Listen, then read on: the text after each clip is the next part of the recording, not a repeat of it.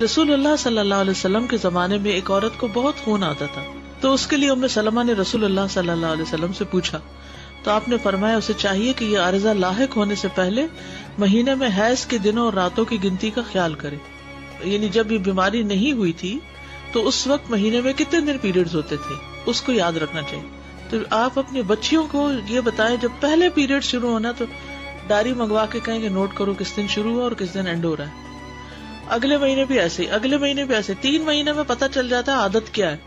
تو پھر بہت سے شرعی احکام عادت سے دیکھے جائیں گے کہ عورت کی عادت کتنے دن کی ہے۔ استحاضہ میں بھی جتنے دن کی عادت ہے اس کے بعد نہاؤ، اور اگر چھوٹا موٹا کوئی اسپاٹ لگتا ہے تو اس کو کنسیڈر نہیں کیا جائے گا، اور ہر ماہ اسی اندازے سے نماز چھوڑ دے، یعنی چاند کی 13 تاریخ کو ہر مہینے ہی پیریڈز ہوتے تھے تو وہ 13 تاریخ کو دیکھتی رہے کہ 13 کب شروع ہو رہی ہے، تو پیریڈز آگے نماز چھوڑ دے۔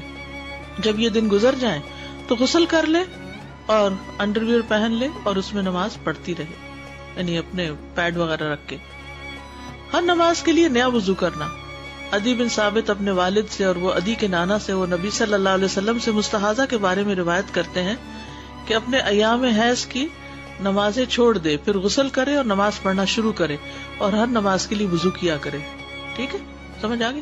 یہی حال لیکوریا کا ہے، چونکہ لیکوریا جو ہے وہ سبیلین سے آتا ہے، اگرچہ اس کا سورس وہ نہیں ہے جو منی کا ہے، یعنی کہ ڈفرنٹ جگہ سے آتا ہے، تو وہ اس کا لیکوڈ تو پاک ہے، نہیں لیکوریا اگر آپ کے کپڑوں کو لگ گیا تو کپڑا نہیں ناپاک ہوا، لیکن چونکہ نکلا سبیلین سے تو کوئی بھی چیز جب سبیلین سے نکلتی ہے تو وضو آ جاتا ہے اس پر۔ ٹھیک، اسی طرح یہی حال مزی کی طہارت کا ہے۔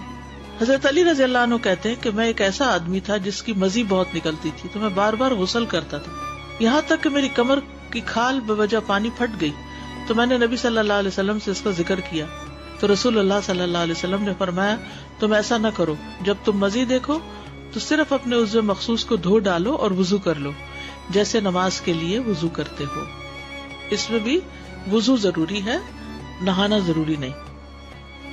زیادہ یہ پیریڈ کی کتنے دن کی مدت ہو سکتی ہے کہ مطلب جیسے ہر ایک کا فرق ہوتا ہے، یعنی جیسے پہلے شروع ہوا 3 دن آتے تھے یا 5 آتے تھے یا 7 آتے تھے تو بس وہی دن مقرر ہوں گے۔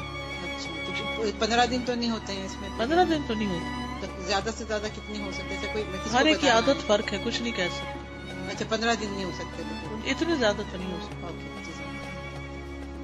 استاذہ، میں نے استخاصہ کے لیے پوچھنا ہے کہ جب آپ استخاصہ کے ساتھ ہوں تو جیسے آج کلاس ہو رہی ہے اور اگر مجھے استخاصہ ہے تو میں جماعت کے ساتھ نماز پڑھ لوں یا جی پڑھ سکتے، روزہ بھی رکھ سکتے ہیں، سب کچھ۔ جی صبح کے وضو کے ساتھ جو ہم آتے ہوئے نہیں، اس وضو کے ساتھ نہیں، وضو تازہ کرنا پڑے گا۔ یہی تو بتایا گیا نا کہ ہر نماز سے پہلے کیا کرو؟ جی ہاں، نماز سے پہلے نیا وضو کرنا ہوگا۔ استاذہ، لیکوریا کے حوالے سے ایک سوال ہے کہ نماز سے پہلے آپ نے وضو کر دیا، پھر کئی دفعہ نماز کے دوران اگر ہو جائے تو؟ نماز کے دوران چاہے بلیڈنگ ہو، چاہے لیکوریا ہو، چاہے کچھ بھی ہو، ہوتا رہے، سوائے اس کے کہ اگر ونڈ پاس ہو تو پھر وضو ٹوٹ جاتا ہے۔ سلسل بال بھی یہی ہوتا ہے کہ کچھ لوگوں کو پیشاب کنٹرول نہیں ہوتا بڑی عمر میں، تو وہ پھر ان کا ایک ایک قطرہ قطرہ نکلتا چلا جاتا ہے، تو وہ بھی وضو کر کے نماز شروع کر دے، اور نماز کے بیچ میں جتنا چاہے وہ نکلتا رہے، کنسیڈر نہیں کیا جائے گا۔ ہاں، اگلی نماز سے پہلے پھر وضو کرنا ہوگا۔ فرض، سنت، نفل سب کچھ پڑھ سکتے ہیں ایک وضو سے، ایک وقت کی پوری نماز۔ استاذہ،